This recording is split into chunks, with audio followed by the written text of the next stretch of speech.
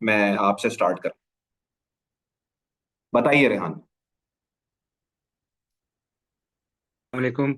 वालेकुम। नबील साहब, मैं आपको लास्ट ईयर 1 ईयर से फॉलो कर रहा हूँ। ठीक है, मैं आपकी वीडियोस भी देखता हूँ। आपकी जो सीवी बनाने का सारा तरीका और इंटरव्यू देना किस तरह दिया जाता है, ये वो मैंने आपकी बहुत सारी वीडियोस देखी हैं। बल्कि अच्छा। मैंने आपकी वीडियोस से नोट्स भी बनाए हैं, वन जबरदस्त। बाय वन के। कैसे एक्चुअली। अगर मैं दुबई आया तो कैसे अपने आप को आपकी वीडियो से हेल्प कर सकता हूँ। राइट। तो बस मैं अभी क्वेश्चंस पे डायरेक्ट आता हूँ अपने। नवीर भाई, असल में मैं रेहान आई काम थिंक 2D आपके। And 3D। जी। तो पिछले 10 से 11 साल से, जी 10 से 11 साल से मेरा एक्सपीरियंस है। तो मैं इस पे मतलब कि एज आर्किटेक्चर डिजाइनर काम कर रहा हूँ। तो इसमें ये कि मैंने 2 जगह जॉब्स भी की हैं और टीचिंग भी की है इसमें। तो एज ए टीचर तो मैंने काम किया है, दो एक साल किया था। तो उसके बाद फिर मैंने काम किया था पाकिस्तान की पाकिस्तान सिविल एविएशन अथॉरिटी में एज ए आर्किटेक्चर डिजाइनर। तो उधर मैंने 3 साल काम किया है। तो वो कॉन्ट्रैक्ट बेस्ड जॉब थी। तो वो 2020 में मेरी जॉब ख़त्म हो गई थी। तो जब जॉब ख़त्म हुई मेरी, तो उसके बाद फिर मैंने पता है वो उन दिनों में वो ये कोरोना का भी ये इश्यूज चल रेहान रहे मेरे थे, ख्याल में तो जस्ट वो थोड़ा जॉब्स सा का तो भी हम इश्यूज था, तो प्रोसेस को हम फिर मैंने कंसाइज कर अपना। लेते हैं, थोड़ा कंसाइज कर लेते हैं, ठीक है। मुझे सिर्फ आप ये बताते हैं कि किस फील्ड में कितने साल का एक्सपीरियंस है and what is your question. जी जी जी जी, मैं भी बता रहा हूँ कि आर्किटेक्चरल डिजाइनर में जिस तरह ये architecture design, interior exterior designing buildings के, ठीक है, और इसके अलावा लैंडस्केपिंग के जो मैं डिजाइन समझ होते हैं, गया हूँ, मैं मैं उस आर्किटेक्चर जब पे आपने काम बोला मैं करता हूँ समझ एज गया। ए आर्किटेक्चर। जी जी जी। तो अब ये है कि मेरा जो एक्सपीरियंस बनता है वो तकरीबन 10 से 11 साल बनता है इस काम में।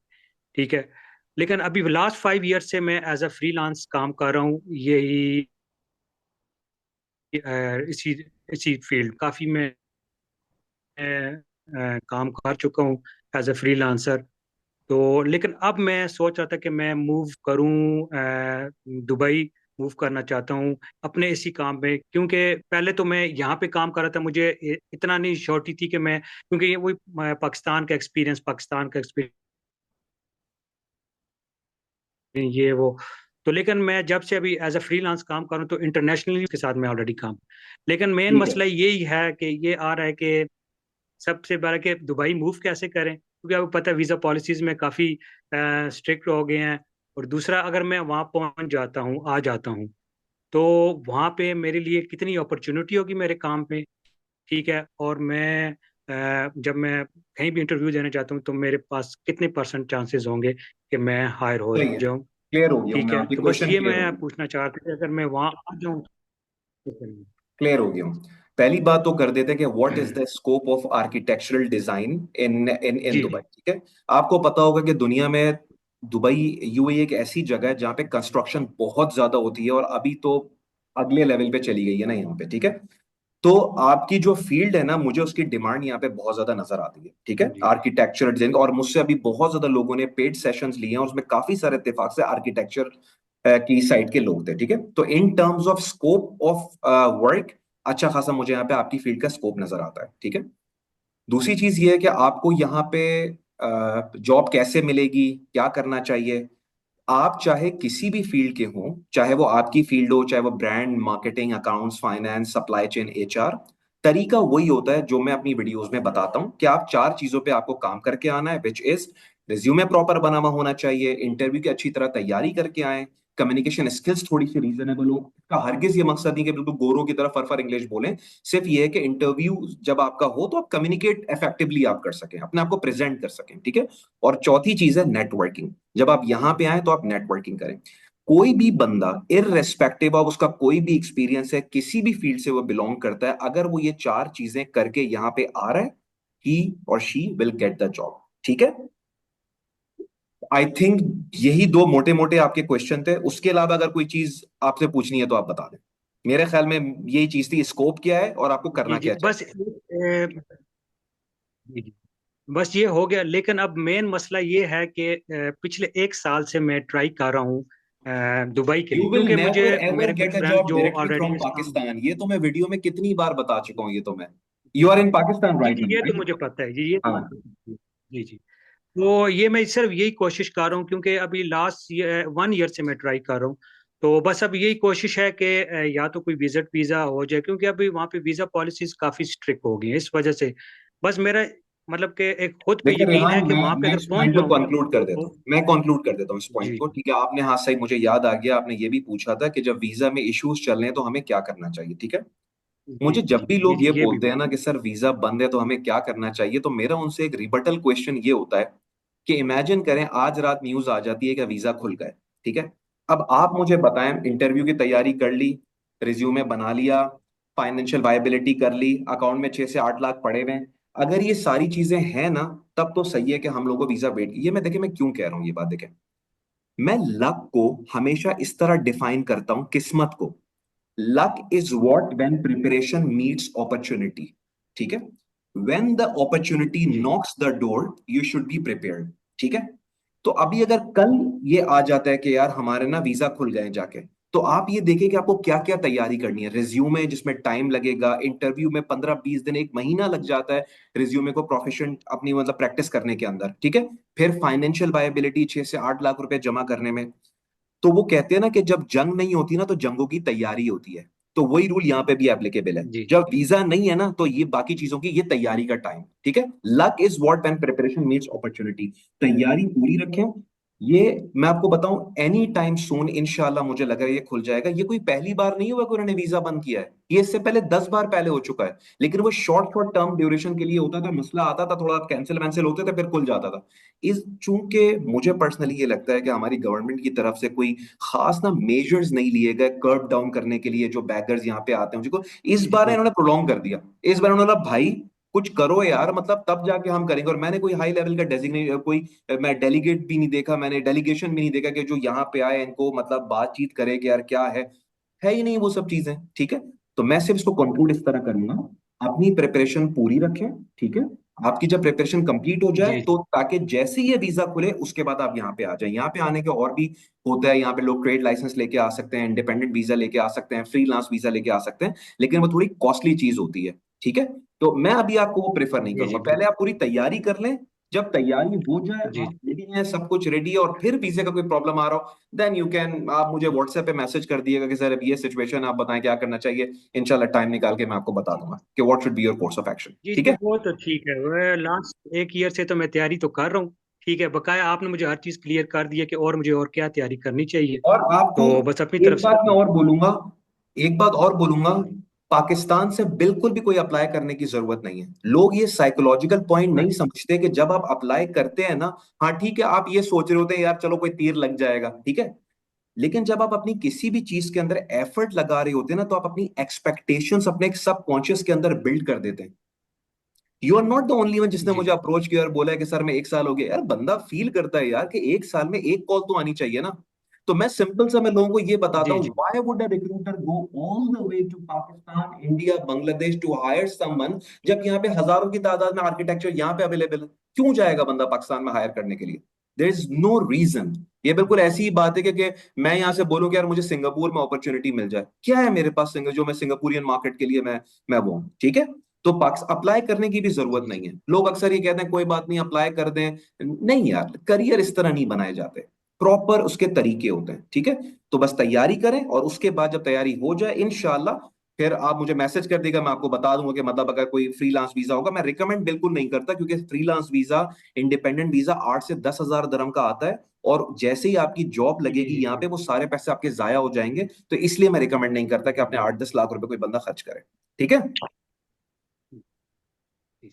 ठीक है, thank you sir, thank you very much. Pleasure pleasure. Ali, आपका पॉइंट मैं कंक्लूड करता हूं, उसके बाद मैं फिर सना से बात करूंगा। आपसे मैं बात कर रहा था, लास्ट पॉइंट आप कुछ पूछ रहे थे मुझसे। जी मैं सर, मैं यही पूछ रहा था जो मेन जो आपके मैंने अभी टॉक हुई मेरी, इसमें मैंने ये नतीजा निकाला है तो पहले मैं इतने को फंड्स अपने लिए जमा कर लूं कि मैं बैक हैंड में पाकिस्तान में मेरी फैमिली भी ठीक रहे, उसके बाद फिर मैं रिजाइन देने का फैसला करूं। देखिए ऐसे मैं ही। सिर्फ इसमें आपको एक बात बोलूंगा, हाँ ये बात तो है कि रिजाइन आपको बिल्कुल अभी नहीं देना चाहिए, क्योंकि रिजाइन सिर्फ उस वक्त जी देना चाहिए जब आप यहाँ पे दुबई का वीजा आ जाए और आप मतलब आपने या फिर ये है कि दुबई का वीजा आपको पता हो कि यार अब मैंने परसू करना है, ठीक है। लेकिन एक बात ठीक मैं है। यहाँ पे एक जरूर बोलूंगा कि देखें, never go for creating a perfect scenario. There are no perfect scenario in this world, ठीक है। Try to create a best case scenario. Perfect scenario क्या है? यार मैंने 6 महीने के लिए जाना है, 2 महीने पे 4 लाख, 6 महीने के 12 लाख रुपए मुझे दुबई के लिए चाहिए, उसके अलावा पाकिस्तान के लिए मेरा महीने का 1 लाख रुपए का खर्चा, 6 लाख तो बचा नहीं। नो, इस तरह नहीं डिसीजन लिए जा, ठीक है। तकरीबन 3 से 4 महीने के फाइनेंशियल्स हो, ठीक है। और साथ में आपको पता हो कि यार 1-2 महीने अगर आगे पीछे हो ना तो कुछ मैनेज किया जा सकता है, ठीक है। और उसके बाद आप इस चीज को परसू करें, ठीक है। सो नो ठीक। No need to go for creating a perfect scenario. दुनिया में कोई चीज नहीं होती एज अ परफेक्ट सिनेरियो, ठीक है। बिल्कुल बिल्कुल बिल्कुल। क्लियर? सर लास्ट एक एक क्वेश्चन पूछूं लास्ट, अगर अभी अगर टाइम इजाजत दे तो। नहीं नहीं, प्लीज प्लीज। अच्छा सर ठीक है। ये कि सर इधर ना पाकिस्तान में भी मोस्टली ना ये जैसे रिक्रूटमेंट एजेंसीज के ना ये अखबारों में इश्तिहार आए होते हैं यार वो छोटी तो कि पोजीशंस के लिए होता है, मैं आपको उसका बता देता हूँ कि वो छोटी बल्क हायरिंग होती है। जो मतलब मर्चेंडाइजर्स, जब हमें अपनी कंपनी के लिए हायर करना होता है, मुझे 100 मर्चेंडाइजर्स चाहिए, तो मैं क्या करूंगा यार, अगर मैं किसी ऐसी कंट्री में जाऊंगा, नेपाल चला जाऊंगा, पाकिस्तान चला जाऊंगा, वहां से बल्क में हायरिंग करूंगा। किसी अच्छी पोजीशंस जी के कभी भी उनके पास अपॉर्चुनिटीज नहीं होती, बहुत बहुत रेयर कम होते हैं, शायद ही होते हैं, बहुत रेयर होती है ऐसे। ये मैंने नोट किया था। एज वेल, पता नहीं मुझे इतना इतना ट्रस्ट नहीं है उन चीजों के ऊपर कि पैसे दे दें और वो सब है, कोई जरूरत नहीं है किसी को पैसे देने की जॉब के लिए। सही है। ठीक है। चले ठीक सर, है, थैंक यू सर। प्लेजर। कल आपसे मैं पेड सेशन भी लूंगा जब मेरा इस साल मेरा यार मेरी प्लान कोई है फुल। रिकमेंडेशन नहीं है कि मुझसे कोई पेड सेशन ले, बट मैं कहीं ना कहीं मैं चाहता हूं कि लोग मुझसे लें, क्योंकि मुझे पता है कि मैं उनके लिए क्या वैल्यू क्रिएट कर सकता हूँ, मुझे सर पता मैं आपकी एक बात करनी है, आपने फ्री सेशन में मुझे इतना गाइड कर दिया है तो पेड सेशन में ज़ाहिर आप कितना गाइड करेंगे। तो ये कि मैं है। आपसे दूंगा लाजमी, लेकिन कुछ 2-4 महीने तक मैं इंशाल्लाह थोड़ा सा लाजमी। आपको बता दूं, देखिए पेड सेशन में सिर्फ डिफरेंस क्या होता है, मैं आपको एक बात बताता हूँ। इमेजिन करें मेरे सामने दो अली नासिर आए हैं, एक बंदा प्रिविलेज बैकग्राउंड से है और एक बंदा थोड़ा सा स्ट्रगलिंग बैकग्राउंड से है। आपको क्या लगता है कि मैं दोनों को एक ही मशवरा दूंगा? कुछ लोगों को मैंने डिनाई कर दिया कि आपको दुबई नहीं जाना चाहिए, बेस्ड ऑन योर, आपको कुछ करके जाना चाहिए, ठीक है।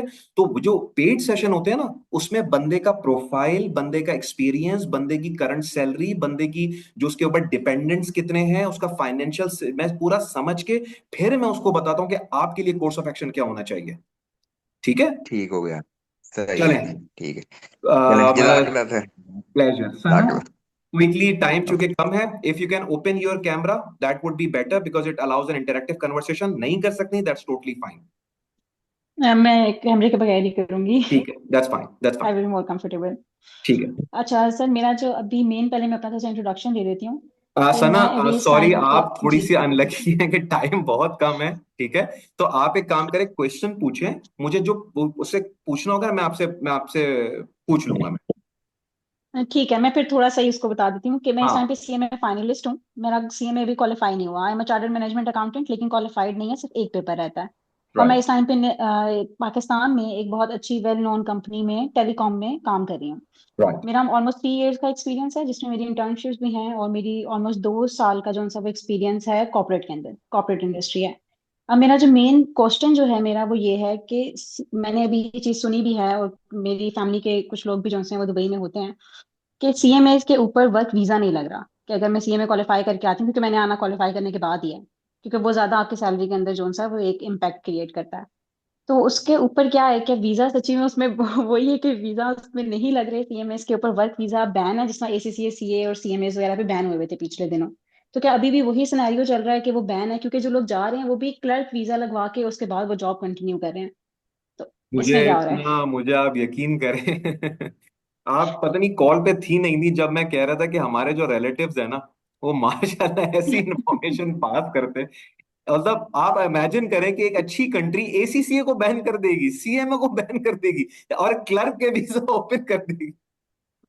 वही, मैंने जितने लोगों को देखा है ना, वो यही कर रहे हैं कि वो क्लर्क का वीजा लेते हैं और उसके ऊपर वो कर रहे देखिए हैं, और सब कुछ हो रहा मैं है, आपको लेकिन वो थोड़ा बताता हूँ, सा। यस बेसिकली नहीं, प्लीज। ये इस तरह नहीं है जिस तरह आपको बताया गया है। बेसिकली बात ये है ठीक है। कि यहाँ पे जो वीजाज लगते हैं ना, वो दो हिस्सों में डिवाइड होते हैं, एक होते हैं स्किल्ड और एक होते हैं अनस्किल्ड।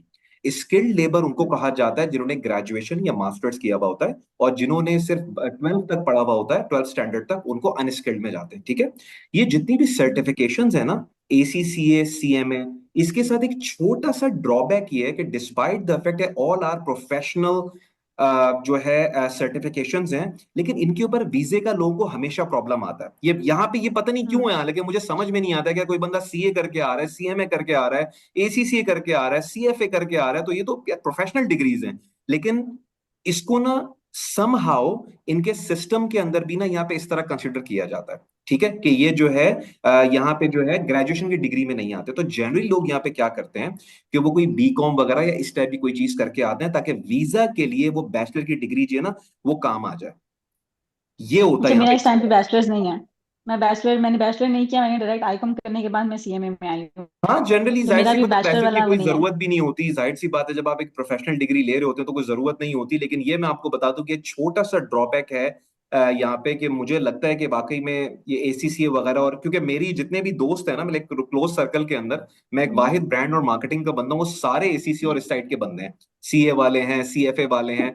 तो मैं और मुझे पता है कि सब ने जो है ना वो बीकॉम किया हुआ है, जिसकी बेस के ऊपर उनका वीजा लगा है, सब ने। ये एक इसका छोटा मतलब है मुझे भी थोड़ा सा कुछ चीज यहाँ टेक्निकल। से देख लेनी चाहिए। मैं सना एक काम करता हूँ, मैं थोड़ा सा try to help you out. मैं एक काम करता हूँ कि क्योंकि एक दो लोग नहीं है मेरे सर्कल के अंदर, मेरे 6 से 7 जो क्लोज फ्रेंड्स हैं जो यहाँ पे अच्छी पोजीशंस पे काम कर रहे हैं, उन सब ने सीए या एसीसीए किया हुआ है। कुछ का तो मुझे पता है कि उन्होंने बीकॉम किया हुआ है। मैं उनसे थोड़ा सा एक बार अपने जो ग्रुप में पूछ के, मैं आपको व्हाट्सएप के ऊपर, ये जो मैसेंजर है आपका, वहां पे पूछ के आपको बता सकता हूँ कि आपका जो है, अगर is there any other way. क्योंकि जनरली क्या होता है कि जब आप आईकॉम के बाद आप एसीसी या सीए परसू करते हैं, so you do not go for B Com, the degree like B Com, what is the point ऐसा आप। ही है। हाँ, तो लेकिन ये है कि मैं उनसे एक बार पूछ के आपको एक बार रिकन्फर्म कर दूंगा मैं। लेकिन जहां तक मुझे पता है कि उन सब ने जो है ना बीकॉम किया हुआ। जब वो कर रहे थे उन्हें पता नहीं था कि ये कितने काम में आ जाएगा। ये जिस तरह जो लोग की जॉब्स करते हैं ना, उनको बीएड, उनको नहीं पता, पाकिस्तान में बीएड की ना कोई खास वैल्यू नहीं है। लेकिन जब वो दुबई आते हैं, all of a sudden B Ed एक रिक्वायरमेंट बन जाती है, और वो इतनी वैल्यू हो जाती है कि बंदा कहता है कि यार जबरदस्त, बीएड किया हुआ तो उनको जॉब मिल जाती है टीचिंग के अंदर। ठीक है। अच्छा, मेरा जो मेन ये चीज है ना, वो इस सीएमए से रिलेटेड है कि वर्क वीजे पे क्या होगा, क्योंकि विजिट वीजे का मेरा इशू नहीं है। मैंने अपने, क्योंकि जो मेरे जितने भी सारे बाहर रहते हैं वो बहुत क्लोज हैं। तो राइट। वो ये है कि मेरा वीजे का इशू नहीं होगा, मुझे कहीं भी फाइनेंशियल्स का इशू नहीं आएगा मेनली। लेकिन राइट। जो मुझे मेन वो लगता है, वो यही लगता है कि सीएमए के ऊपर अगर वीजा नहीं लगेगा तो फिर किसके ऊपर लगेगा? क्या मेरे एफएससी के ऊपर लगेगा, जो मैंने आईकॉम किया हुआ है उसके ऊपर लगेगा, या वो आईकॉम कहाँ पे के ऊपर जाके आपका मुझे वो वीजा लगेगा? अगर लग भी जाएगा ना, अव्वल तो मैं आपको बता दूं कि अभी जो वीजा में वर्क वीजा में जो प्रॉब्लम आया हुआ है ना, वो जी। 100% रिजेक्शन है अनस्किल्ड वीजास के ऊपर, विच इज कि जिन्होंने 12th स्टैंडर्ड तक पढ़ा हुआ है, जिन्होंने इंटर किया हुआ है, वो तो 100% रिजेक्शन है अभी। ठीक है। जो बाकी जो ओके। स्किल्ड हैं, जो ग्रेजुएशन पोस्ट ग्रेजुएशन कैंडिडेट्स हैं, उनका यह है कि हाँ, उनका फिर भी जो है रिजेक्शन कभी कभार हो जाता है, लेकिन उनको फिर भी वीजा मिल जाता है अगर आपके पास लोकल मार्केट का एक्सपीरियंस नहीं भी है तो। सिर्फ आप मुझे ठीक सिर्फ है। और पता, इस आपको सिर्फ एक कंफ्यूजन ऑब्वियसली वो है, वो यही है, वो मैं आपको कंफर्म करके बता दूंगा कि आपका जो आपको बैचलर करने की जरूरत है, और is there any other way. क्योंकि अभी मैंने एक और चीज भी, एक सर्कुलर निकला था सीए वालों का और सीएमए वालों का, जिसके अंदर उन्होंने ये कहा था कि एम कॉम की इक्विवेलेंसी देंगे ये लोग। अगर वो इक्विवेलेंसी मिल जाती है, क्या उसके ऊपर हमें कहीं हेल्प आउट होगी कि हमें बैचलर ना करना पड़े? क्योंकि फिर आगे 2 साल जाया करने वाली बात है कि मैं वन 2 साल हंड्रेड रुक नहीं परसेंट सकती। अगर अगर मैं, जैसे मैंने आपने बोला ना कि इत्तेफाक से मेरे मेरे क्लोज सर्कल में ऐसे लोग हैं जो फाइनेंस बैकग्राउंड के हम्म। हैं, तो मैं उनसे एक बार कंफर्म कर लेता हूँ कि क्या कोई ऐसी चीज अभी रिसेंटली कोई डेवलप की है इन लोगों ने। पॉलिसीज यहाँ पे आती रहती हैं, चेंज होती रहती हैं, हो सकता है इन्होंने कुछ किया हो, कोई ऐसा कुछ किया हो। अगर ऐसा है तो definitely I let you know, because then there is no point of going for your bachelors और मास्टर्स। अगर इक्वलेंसी मिल जाती है तो फिर तो जबरदस्त हो जाएगा, मसला ही खत्म हो जाएगा और फिर तो। साथ मुझे से एक और चीज भी आप मुझे प्लीज इसमें थोड़ा सा गाइड कर दें कि जो जॉब ऑफर्स अगर हम दुबई में आते हैं, क्योंकि दुबई के बगैर तो जॉब मिलती नहीं है, आपको आना पड़ता है। और जी। हम उस टाइम पे अगर आते हैं और हमें वीजा जो स्पॉन्सरशिप होती है जो कंपनी की तरफ से दी जाती है, अगर वो नहीं दी जाती, तो क्या उसके बगैर अगर पैकेज आई थिंक 45 से 5000 हो, तो मेरा ख्याल है वो इनफ होता है दुबई में रहने के लिए। वो एक अच्छा पैकेज है, आप स्टार्टअप के लिए एक बहुत अच्छा पैकेज होगा। देखें, अगर आप क्या एज ऐसा ही है या ए, तो? एज जी ए सिंगल अगर आप बात कर रही हैं, ठीक है, कि आप अकेले आना हम्म चाहती हैं और यहाँ पे रहना चाहती हैं, तो मेरे ख्याल में 2,500 से 3,000 dirham is a very good package to survive over here. ठीक है, मैं ये बात आपको इसलिए बता रहा हूँ कि कहीं ये ना हो कि 4-5 हजार आपके माइंड में और आपको 3,000 dirham की पहली जॉब ऑफर हो और आप ये बोलें कि नहीं, this is not a good package. ठीक है, थोड़ा सा शायद हो सकता है आपको थोड़ा हम्म मैनेज करना पड़े, बट 3,000 में एक सिंगल जो है वो यहाँ पे सर्वाइव कर सकती हैं यहाँ पे। ठीक और है। इसके इससे अलावा कोई पहले ऐसे कोई स्किल्स भी हैं जिन्हें हमें यहाँ पे दुबई में जाने से पहले डेवलप करना चाहिए, जिसमें वैट वगैरह है वहाँ पे? तो क्या इस तरह के कोई कोर्सेज जो यूडीमी वगैरह से होते हैं, क्या वो नहीं, करने चाहिए वो? मैं तो देखें, मैं ये पाकिस्तान के अंदर एक कॉमन परसेप्शन है कि आपके जितनी भी ज्यादा सर्टिफिकेशंस हो आपके सीवी के अंदर आ रहे हैं, उसकी बड़ी वैल्यू होती है, बिकॉज पाकिस्तान के अंदर जैक ऑफ ऑल को बहुत ज्यादा माना जाता है। चलें ठीक है, जी जैक ऑफ ऑल यहाँ पे नहीं, लेकिन अगर एक सर्टिफिकेशन हो तो वो है। लेकिन मुझे दुबई की मार्केट ना बड़ी प्रैक्टिकल मार्केट लगती है। मुझे यहाँ पे ना सर्टिफिकेशन से ज्यादा आपकी कम्युनिकेशन, आपकी presentation, the way you present your self, like interpersonal skills, मैं हम्म हमेशा इस चीज को ज्यादा वैल्यू करता हूँ। मैंने कभी सर्टिफिकेशन साइट पे नहीं किया, and one of the reason why I have grown so much in my career is कि I have always been focusing on my personal development, जिसमें कम्युनिकेशन आती है, पर्सनालिटी डेवलपमेंट आती है, प्रेजेंटेशन स्किल्स आती हैं।